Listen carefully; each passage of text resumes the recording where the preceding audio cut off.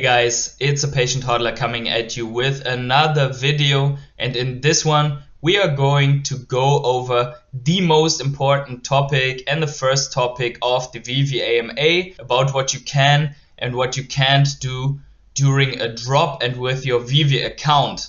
But before we start, please keep in mind that I'm a crypto and NFT investor, but never a financial advisor, so please do your own research before you ape into Ecomi or the Veve collectibles. Also, if you liked this video, smash up the like button, subscribe to my channel and tap the bell to always get notified whenever I start a live stream or upload a new video. Subscribing and liking are the most valuable donations that you can do to my channel, so please do that if you can. But with that out of the way, let's get started. So as you have probably read on Twitter, I was a little bit ill and probably I'm still looking like a raccoon right now. So I wasn't able to do a video yesterday, and I am probably too tired to do the Sunday live stream that I usually do. So apologies for that I'm letting you down here. But anyways, I wanted to do that video, so here it is.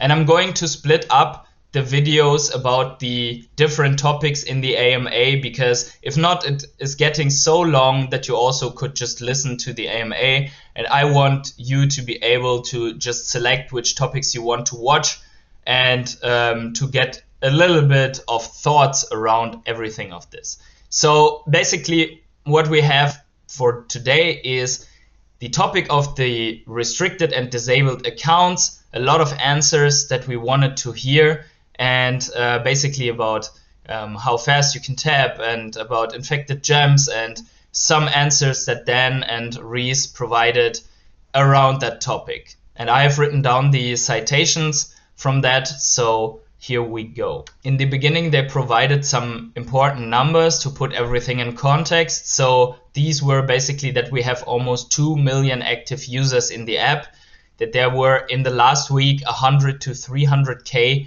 new accounts, depending on how you read or how you determine the last week and what are unique accounts. Then they stated that nefarious traffic on drops is sometimes as high as 30%, meaning that those are 30% of the drop is either going to those accounts, or at least that 30% of the requests on the drop is from suspicious accounts or accounts that are using some kind of emulator bot or something else, at least according to their systems. But I think they are working on the systems right now so that it's more accurate. And then they stated that there are at the moment 300,000 restricted or disabled accounts, of which according to them most are real bot accounts and not innocently flagged accounts. But even if 1% is innocently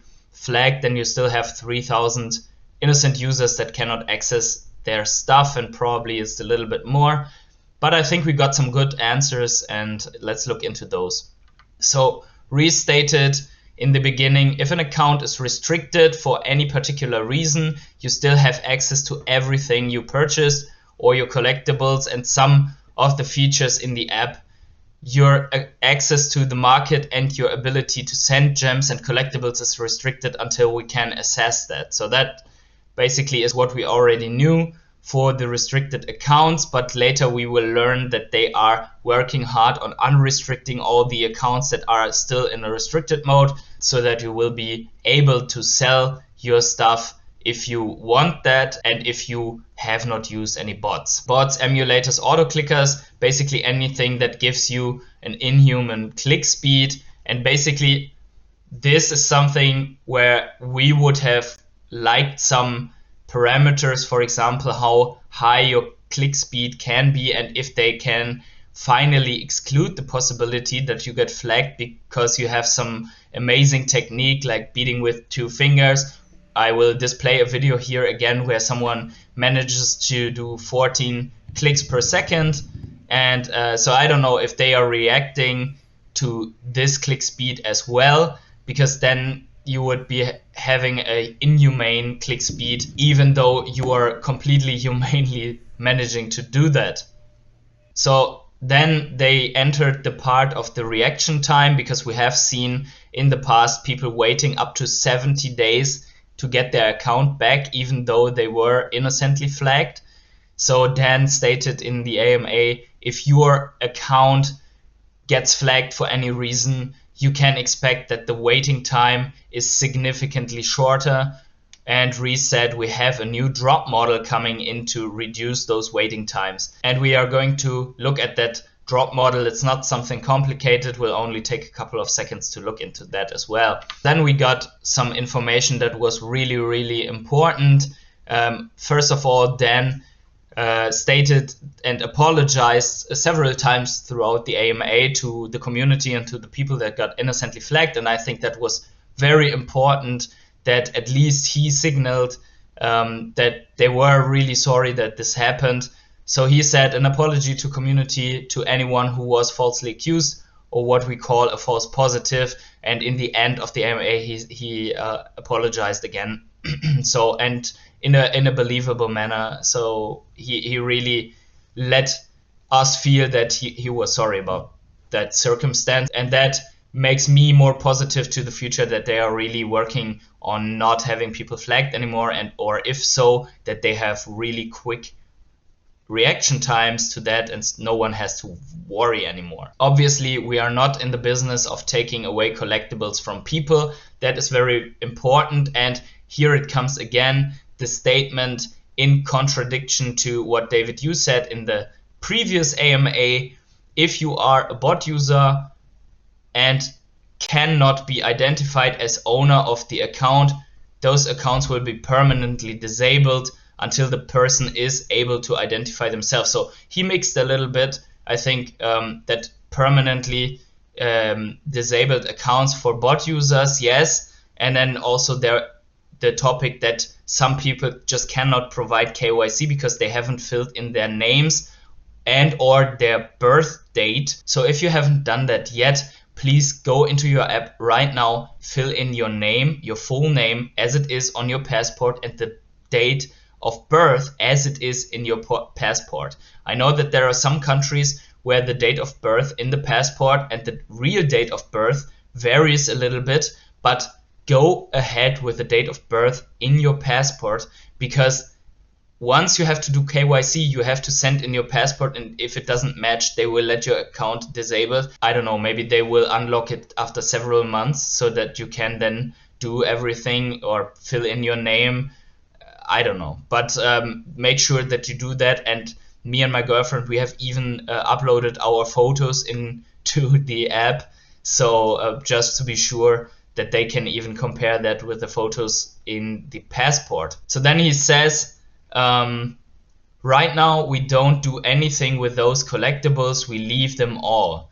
So even if the account is permanently disabled, they are not touching the collectibles, and that is what we were really worried about for those people who got disabled for 50 days, for 70 days, that they would get the collectibles and put them into some giveaway or raffle, because David, you said so in the previous AMA in December. And I think now we can stop worrying about that, and that is really, really important. Even though it takes a little while more for you to get your account back, you don't have to worry that they will strip you of your collectibles, and that is a good thing in my opinion. We are hoping that one day these people are able to identify themselves, and hope that we can get their account re-enabled. And I think they should then put these accounts into the restricted mode, so that first of all that people can take screenshot of what they already have, and then secondly that they can enter the profile and fill in the names so that they can do KYC and upload a photo of themselves or whatever. I think that should happen, and I think that is what they are probably going to do, so that they get those accounts into a fully restricted mode until people have filled in the relevant data to their KYC. And yeah, obviously it's absolutely clear, if you are a botter and you don't have access anymore to your account, then no one is sorry for those people, I guess. But if you're innocently flagged, you can sleep better now, I guess, and I think it will be way faster now that you can get your account back. So don't worry too much. It will happen. We have seen so many accounts in the last days getting their access back or getting it in a restricted mode back, and this restricted mode will eventually fall also. So then we had the homie Veve brothers up on the AMA, and he asked a relevant question there. Many people passed their data for KYC, but their accounts are still restricted, so that raises the question if you even own our assets. So he made the perfect question here for ownership, and unfortunately it wasn't answered directly regarding ownership. So Dan only said to this, if you passed KYC, the priority for support is now to go through the accounts and make sure they get unrestricted. So not undisabled, but get unrestricted. So everyone who has already passed KYC and got the account back in restricted mode, they can count on that it will be unrestricted according to what Dan said here, which is what I said before. You can sleep better now because you will get your access back. You can still participate in the drops, as I know, so you could just go ahead and participate in the drops if you want and feel confident that this will actually happen. And if you have everything in your account for KYC and sent in your passport already, in the next weeks, if your account has been restricted, you can expect your account be unrestricted. So that's what Dan said, and unfortunately it doesn't answer the true ownership question, but it kind of does, because they are basically saying everyone who passes through KYC can get their full account reinstated, and we will just see if it happens. And if it happens and we don't have innocent people out there anymore that are claiming in a believable manner that they have been locked out of their account, then we can assume that we have full ownership of our assets. And in my opinion, this is now a matter of time, but I still would want David and Dan especially and Reese go into that topic one more time so that they really state in a clear manner, you are owning everything that you buy from our platform or from our collectibles. So then they quickly entered in the topic of infected gems, and we have speculated before that this could be a reason why people were banned, but apparently it's not. Restated, we are not punishing people for doing off-app transactions, but we can not provide support. So if you do that, they apparently don't punish you for receiving or for buying something off-app from the gems. I still wouldn't do it, but the ratio is pretty good for some of them, so everyone understands if people want to appreciate that. And then also they say we are not disabling accounts because people are sending gems around. So even if you are sending gems to your family accounts, that's not the reason why you were disabled if you were disabled. And then they quickly entered into the new drop system, and Dan stated here it will work similar to NBA Top Shots, for example. If you want to participate in a drop, you will join the waiting room, and at the time of the drop, anyone in that waiting room will be randomly selected to secure that drop. It's not going to come down to how fast you hit that buy now button, or if you are using the latest massage gun that vibrates at 5,000 reps per minute. Yeah, a little bit funny that stuff, but this would get you flagged anyway, so it's good that they get rid of that. Now some argue that the waiting room system will be even worse because botters will enter with many accounts at the same time. But I think it's even easier for them to get rid of those duplicate accounts, as they might, for example, put an upper limit for how many accounts can enter during Wi-Fi. However, you could argue if a botter goes outside with his 100 smartphones and has a 4G SIM card in every one of those, then he would just enter the waiting room with all of those and eventually get some drops on his 100 smartphones, while other people are just joining with 2 devices in their household or 4 or 5 for all family members. and then their chances are significantly lower. So we would have to see how they can stop then botters from exploiting that specific waiting room system. So what happens basically in that waiting room system is that you are joining, you're waiting, you get something like in a lottery system, basically, that something is allocated to you or not.